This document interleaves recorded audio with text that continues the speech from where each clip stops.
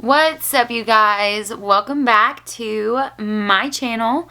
Thanks so much for watching today. Please subscribe, hit that notification bell down below, and let me give you a little rundown of why it's been a little time since I haven't put up a second video. So in the middle of uploading my second video, my hard drive died on my computer, completely crashed. So I lost a lot of footage and I lost a lot of time spent making that second video. But it's totally fine. Everything happens for a reason and I'm not worried about it. But I do have some good content for this video. This isn't just to say why I haven't posted. This video contains a good solid leg workout, and I'll actually put the workout description in the box down below. And then also I talk about essential fatty acids. I think fat is one of those things that a lot of people struggle with when they're trying to find a good, healthy, solid diet. And yeah, I just wanted to make that a whole lot easier and figure out, tell people why you need omega-3s and what are essential fatty acids. So stay tuned for that in the workout. Remember to subscribe and just keep on watching.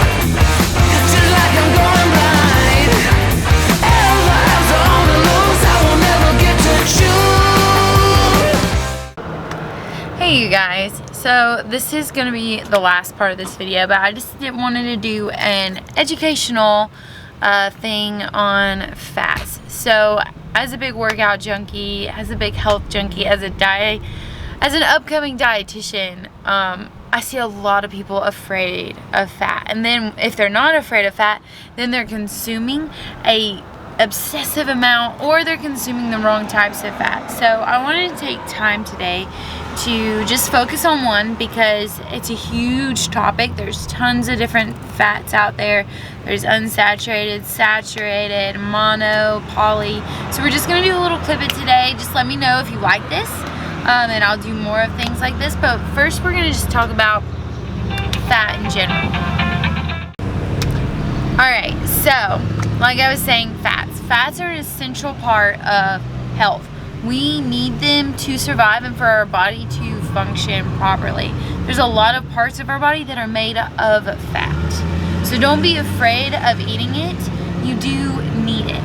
So 90% of our dietary fats come in the form of triglycerides, which are made of fatty acids and a glycerol. Now these fatty acids are a chain of carbons, and on this chain of carbons at the end there is a methyl group. Now for a fat to be unsaturated or saturated, saturated fat is going to have hydrogens at each point, so it's a completely hydrogenated chain.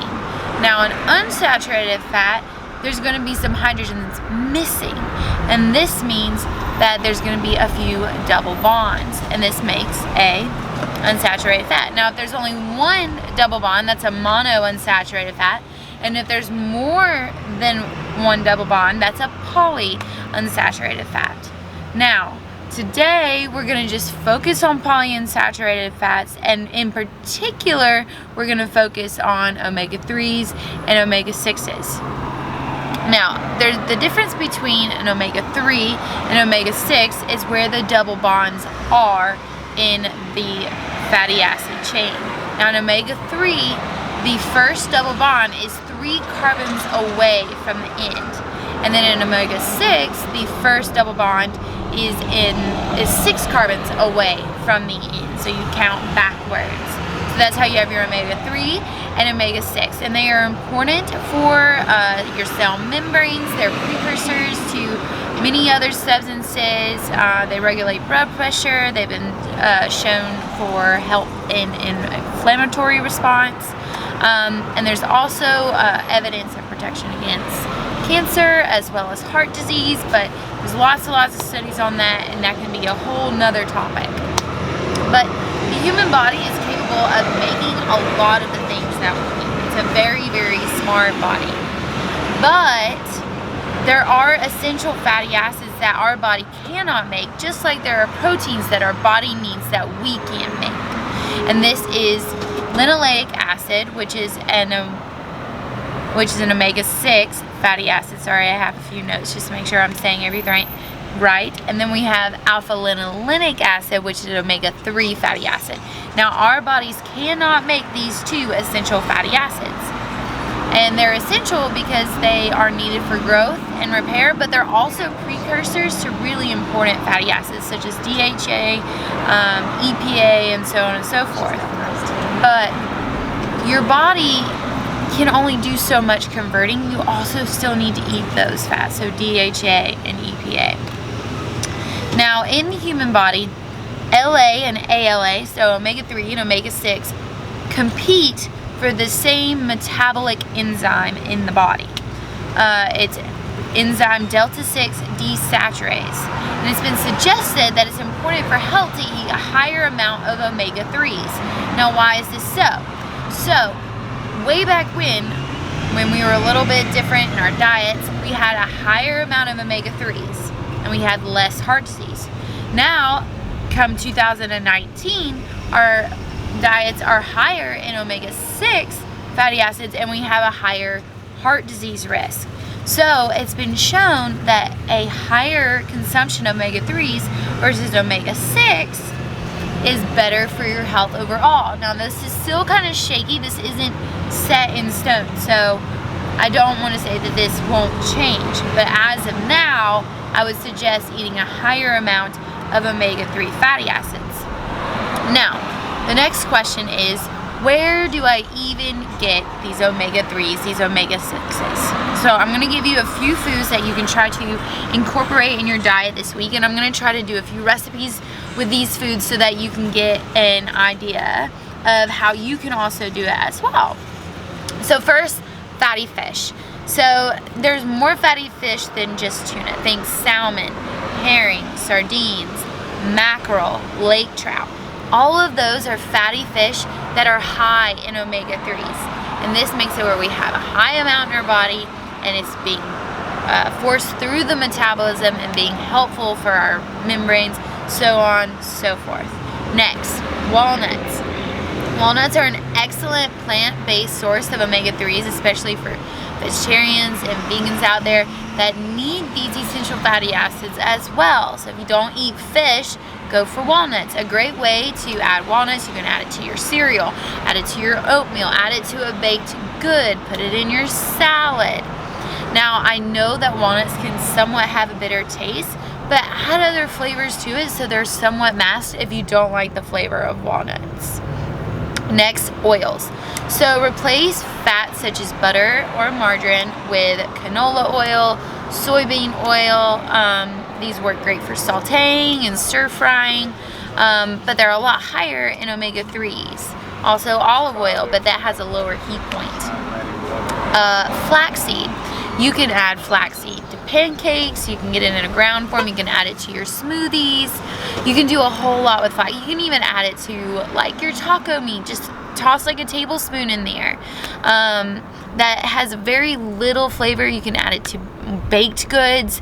We'll do a recipe with that as well. And last but not least, eggs. And I'm not just talking about the egg whites. I'm talking about the whole entire egg. You need to eat the yolk. I know it's higher in calories versus just eating the egg white, but there's a reason why the egg is the way that it is. The yolk has essential vitamins, essential minerals, and those essential healthy fats. So try to incorporate these foods. Increase your level of omega-3s because it's been shown that across the world we are almost deficient in eating these types of foods. So that is your lesson for today. If you like this, let me know down below. I'll give you my sources, and I hope you have a great day.